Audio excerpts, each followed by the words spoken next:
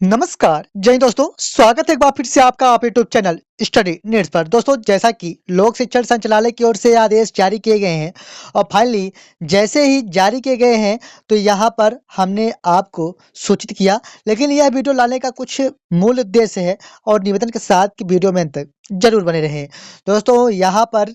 इस आदेश के बाद दो स्थितियों को स्पष्ट किया गया है। पहला तो आप सभी की जो सेवाएं हैं पूरे अप्रैल महीने तक ली जानी है, और दूसरा आप सभी के लिए यह जो आदेश जारी किए गए हैं इस पर बताया गया है कि 30 अप्रैल के बाद आप सभी के मानदेय की पात्रता न बनने के कारण, जैसा कि आप जानते हैं कि आप सभी के लोकसभा निर्वाचन के लिए जो इलेक्शंस होने हैं वह अप्रैल महीने के बाद भी संपन्न किए जाने हैं। तो अप्रैल महीने के बाद आप सभी के निर्वाचन ड्यूटी में यहाँ पर छूट प्रदान किए जाने संबंधी, यानी आपको निर्वाचन कार्य से मुक्त रखे जाने के लिए यह आदेश जारी किए गए हैं। तो यहाँ पर पहली बात तो ये हो गई कि आप सभी का जो अब सेवा है वह पूरे अप्रैल तक ली जानी है, और साथ ही में यहाँ पर आप सभी की जो चुनाव में ड्यूटी है वह 30 अप्रैल तक लगाई जाएगी। 30 अप्रैल के बाद नहीं लगाई जाने वाली। अब बात आती है कि जो 12 महीने के सेवा काल के लिए बात कही गई थी, तो क्या आप सभी के 12 महीने के सेवा काल के लिए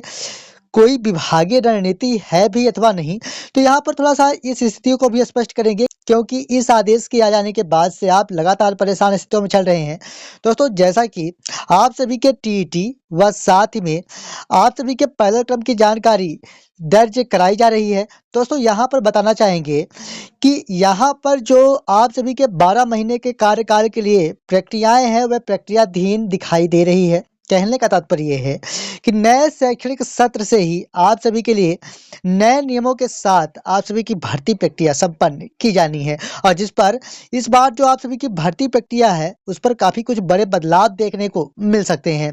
बात आती है कि क्या कुछ नए बदलाव देखने को मिल सकते हैं, तो यहाँ पर स्थितियां स्पष्ट है कि 30 अप्रैल तक आप सभी की जो सेवाएं हैं वह ली जानी है। तो दोस्तों, यहाँ पर आप सभी के लिए क्या कुछ नई स्थितियां हैं, तो यहाँ पर टीटी पास व साथ ही में पैदल क्रम में आप सभी की जानकारी जो फीड कराई जा रही है उसके बाद से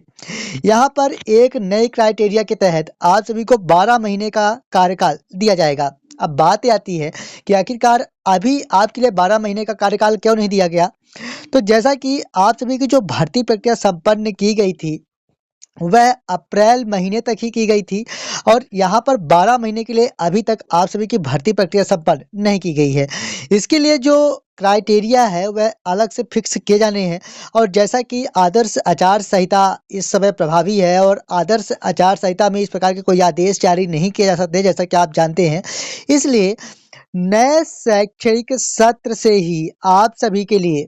नए रूल्स के साथ भर्ती प्रक्रिया संपन्न की जाएगी, और उसी के साथ आप सभी को 12 महीने का सेवा काल यानी 12 महीने का अनुबंध दिया जाएगा। तो यहाँ पर आप स्पष्ट हो पाए होंगे कि अप्रैल के बाद मई व जून आपके लिए यहाँ पर पूरी तरह से जीरो सेशन जाने वाला है, और इसके बाद जुलाई से आप सभी की नई भर्ती प्रक्रिया संपन्न की जानी है, और नई भर्ती प्रक्रिया के साथ ही आप सभी के 12 महीने के लिए अनुबंध भी किए जाने हैं। नए नियमों के साथ किए जाएंगे, पूरे संभावनाओं के साथ कह सकते हैं। इसलिए आपको परेशान या निराश नहीं होना है कि इस प्रकार की कोई प्रक्रिया नहीं है, और आप सभी के टीटी व साथ ही पैदल क्रम की जानकारी भी ऐड कराई जा रही है। हालांकि इससे संबंधित एक और नई वीडियो आप तक जल्द ही लेके आएंगे कि क्या कुछ नई समीक्षाएं हैं, क्या आपके स्कोर कार्ड में बदलाव किए भी जाएंगे अथवा नहीं, साथ ही में क्या कुछ नई रूपरेखा बनती हुई दिखाई दे रही है, क्योंकि यहाँ पर 30 अप्रैल तक आप सभी की सेवाएं ली जानी है, और 30 अप्रैल तक अगर सेवाएं ली जानी है तो यहाँ पर कुछ स्थितियां हैं जो और भी कन्फर्म होती हुई दिखाई दे रही हैं। मिलेंगे आप संबंधित एक और नई वीडियो के साथ, लेकिन इस वीडियो के साथ यहीं तक। तब तक के लिए धन्यवाद।